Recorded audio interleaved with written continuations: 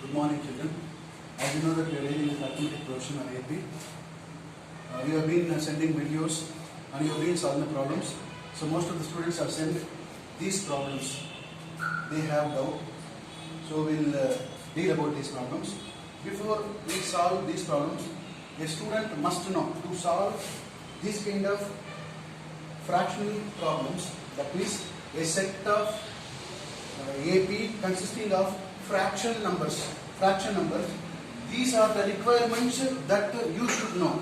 If you know these things, then you can solve these problems very easily.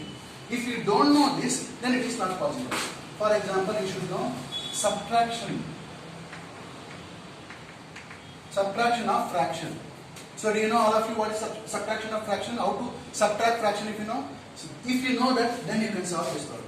To subtract the fraction, it is not just minus into minus 3 is equal to minus 1, not like that. To subtract the fraction, you must know how to take LCM.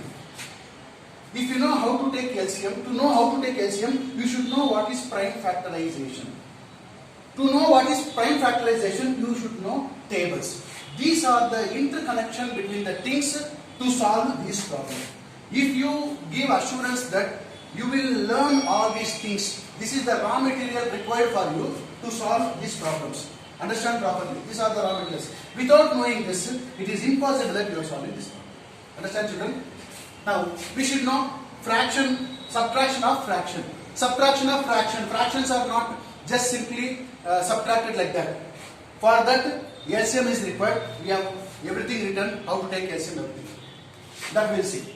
Now, AP means, you know that it is a list of number in which the difference between the consecutive number is always same, or they will have common difference between the consecutive numbers. So as for this, I am taking second example. 1 by 15, 1 by 12, 1 by 10. This is the set of fractional numbers. Now you can see first term. First term is referred as A. A is equal to 1 by 15. A2 is equal to 1 by 10. A3 is equal to 1 by 10. That is, first term is 1 by 15. Second term is 1 by 12. Third term is 1 by 10. You know that AP means you should have common difference between the consecutive numbers. What is that meaning? This is the common difference.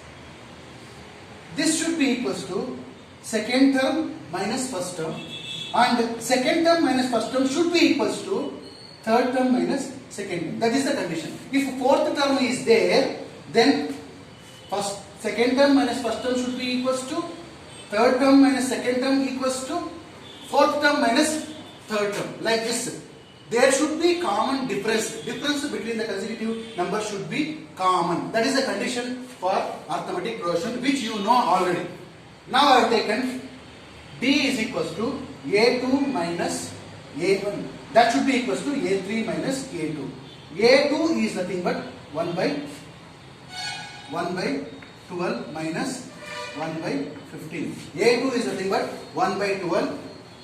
A1 is nothing but 1 by 15. That means D is equal to A2 minus A1. Means 1 by 12 minus 1 by 15. That should be equal to A3 minus A2. Means 1 by 10. 1 by 10 is the A3 minus 1 by 12. That is A2. See properly. So there should be common difference. That means 1 by 12 minus 1 by 15 should be equal to 1 by 10 minus 1 by 12. Now how you find this? How you subtract this 1 by 12 minus 1 by 15? To subtract this, you should have the knowledge of, I said, LCM. Now we will take this example. 1 by 12 minus 1 by 15 written here. 1 by 12 minus 1 by 15. See, take the denominators. What are the denominators here? 12 and 15 are the denominators. So take the factors of this. To take the factors of this, you must know tables. I said you must know tables. Now you know that 12 can be simplified as 2 into 2 into 3. Means 2 2s are 4, 4 3s are 12. So this is a simplified form or prime factorization of 12. What are the prime factorization of 12? That is 2 into 2 into 3. Now we have taken them. Now 15.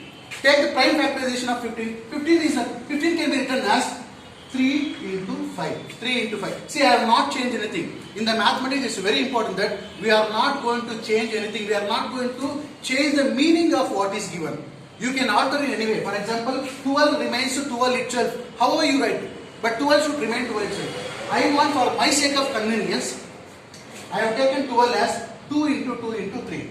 2 into 2 into 3 is nothing but 12 itself. I have not made this as a 13. I have made this as 12 itself. Understand the point properly? Because I want to find the LCM, I cannot just take 12 and write it down and find the answer. It is not possible. Therefore, I have split 12 as 2 into 2 into 3. What is 2 into 2? 4. What is 4 into 3?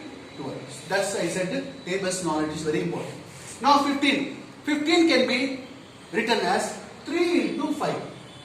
3 cannot be further factorized. 3 is 3 only. 3 into 1 we can write it. So 1 is always as usual. So 15 can be written as 3 into 5. Now you can see that in both the factors you have taken 12 and 15, which is first common. First select the common. 3 and 3 are the common. Write once. 3 and 3 are there. Common. This 3 is common between the two factors. In 12 also 3 is there. 15 also 3 is there. So write once this common factor. And rest what are remaining? 2, 2 and 5 written. Multiply that and this becomes LCM. Understood, children? Once again, see, first to find the LCM, it's very important that you are taking prime factorization. That means 12 should be converted into multiples of prime factorization. That means 12 is equals to 2 into 3. 15 also should be converted to prime factorization. That means 3 into 5. Which are the common in these both? First write down. 3 is the common. So once I have written, not twice, only once I have written. Now finish to 3. What is remaining? Everything written. 2 into 2 into 5. And multiply that. If you multiply that, you will get 60. 3 2s are 6. 6 2s are 12. 12 5s are 60. 60 is the LCM we got. Now after getting LCM, what we need to do? What we need to do is, to this number, you have to multiply as well as divide by the LCM. Here LCM is 60. Now I have taken, multiplied this LCM into this complete number. That is 1 by 12 minus 1 by 15 into 60. And whole divided by 60. Now, since I have written bracket, the meaning of that is, this 60 should be, this 60 is in the numerator. If nothing is written, it is in the numerator, means to say that there is always one denominator. So that we are not considering. Understand? This 60 is in the numerator. Now 60 should be multiplied to this number. That means 1 by 12 into 60. 1 by 12 into 60. And minus as usual is there. Write down minus 1 by 15 into 60. Once again see properly. I have taken LCM and LCM I have multiplied and divided to this to know this number, to subtract this. Now 1 by 12 into 60 minus 1 by 15 into 60. Now you can see that easily you can divide 12 5s are 12 1s are 12 5s are. So you can minus 15 1s are 15 4. After dividing this, we will get, after dividing 60 by 12, we will get 5. After dividing 60 by 15, we will get 4. Okay, as you know that now, 5 minus, denominator kept as it is, 5 minus 4 is 1 and 60 remains as it is. This is the subtraction from this. After subtracting 1 by 12 minus 1 by 15, we get 1 by 60. We got here 1 by 60. And now we will see what is the value of 1 by 10 minus 1 by 12. Now we are taking an example. 1 by 10 minus 1 by 12. Now see here, again same. It is not possible just like that you can subtract it. It is very important that we have to take the prime factorization and then LCM. Now take a denominator 10 and 12. So what is the prime factorization of 10? 2 5s. 12, 2, 2, 3. That means 2 into 2 into 3. Now as usual, which is the common? Note down write the common factor only once, and rest of the factors 5, 2, 3, 5, 2, 3, write down, and then multiply. 2 5s are 10, 10 2s are 20, 20 is now we got 60 is the LCM. Now what to do now? Once we got the LCM, we have to multiply the problem with the LCM and divide the problem with the LCM. I have taken the LCM and then here multiplied the whole problem with 60 and divided by 60. Now since I have maintained the bracket here, means to say that we have to multiply this 60 with everything what is there inside. Means to say that 10 by 1 by 10 into 60 minus 1 by 12 into 60. Now it is possible to divide 10 6 times, then 12 5 times. 6 minus 5, 1, 60 remains as it is, and you can see that for this also we got same 1 by 60. Therefore, we will write here the second consecutive term difference is also 1 by 60. Means we have common difference between the consecutive terms. So between this 1 by 60 is the common, between this 1 by 60 is the common. Therefore, since we have got common difference as 1 by 60, we will say that 1 by 15, comma 1 by 12, comma 1 by 10 as common difference. That means they have same difference. Therefore, we say that it forms an AP. Means 1 by 15, 1 by 12 and 1 by 10 forms an AP. Why this forms an AP? Because the common difference between the consecutive term is common.